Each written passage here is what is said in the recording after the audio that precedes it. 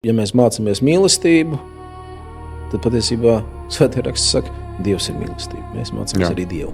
Kā zināms, mentālā veselība šobrīd ir ļoti aktuāla problēma visā pasaulē, kur cilvēks saskaras ar tādām lietām kā trauksme, izdegšana, depresija un citām problēmām. Es jau nestāvu šeit vai nesēju šeit un neattaisno tagad, tur zin kā tās vīzes bija pareizi.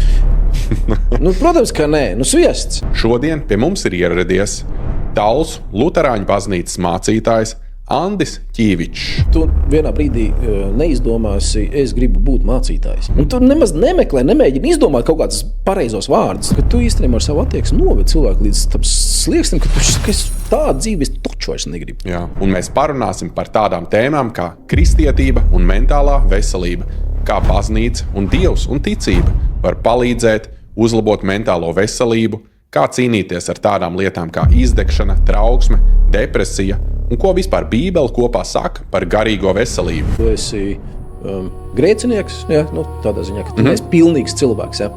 Un no otras puses tev ir arī jādzer tas, ka Dievs tevi pieņem arī tādu, kāds tu esi, neskatoties uz tiem trūkumiem.